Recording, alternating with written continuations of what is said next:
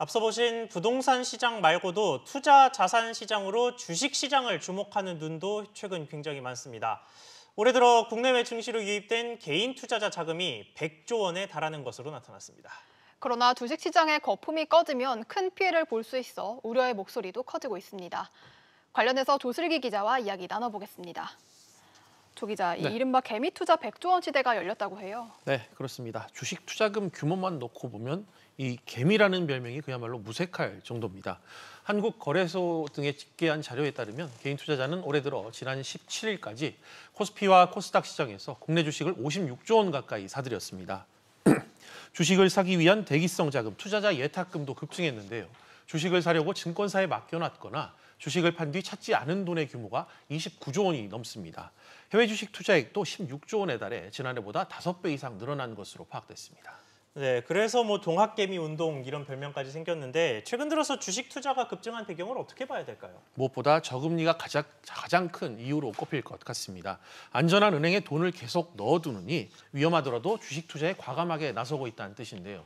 이 저금리로 대출 이자 부담이 요즘 크게 낮아진 부분 역시 신용대출이나 주식담보대출 등을 통해서 주식 투자에 직접적으로 나서게 된 배경으로 분석됩니다. 또 나라 밖 상황과 관련해서는 이 코로나19 사태로 전 세계적으로 경기 부양 목적의 유동성 확대 정책이 당분간 이어질 수밖에 없을 거란 판단이 작용했고요.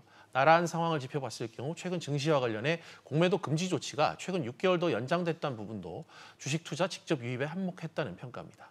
네, 그런데 주식시장과는 다르게 펀드에서는 돈이 빠져나가고 있다고 해요. 네, 수치가 증명하고 있는데요. 그만큼 직접 투자가 늘었다는 방증이기도 할 것 같습니다. 금융정보제공업체 FN가이드 집계 자료를 좀 보시면요. 연초 이후 이달 16일까지 국내 주식형 펀드에서만 보시는 것처럼 14조 6,900억 원의 자금이 빠져나갔습니다.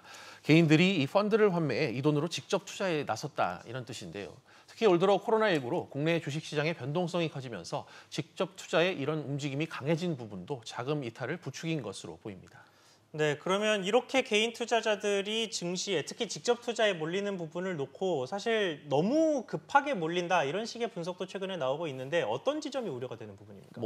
방금 말씀하신 것처럼 과열을 경계하는 그런 분위기가 형성된 건 사실입니다. 현재 주식시장 흐름이 이 유동성 장세로 소위 불릴 정도로 이 실물 경기가 괴리된 채 움직이고 있어서입니다. 경기가 여전히 나쁜데도 시중에 풀린 돈이 갈 곳이 없다 보니 주식시장으로만 유입되고 있어 주가를 끌어올리는 형국이라 이 고평가 논란이 계속해서 불거지고 있습니다.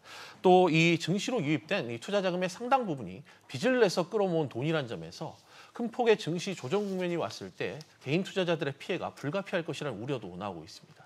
네, 조 기자 잘 들었습니다.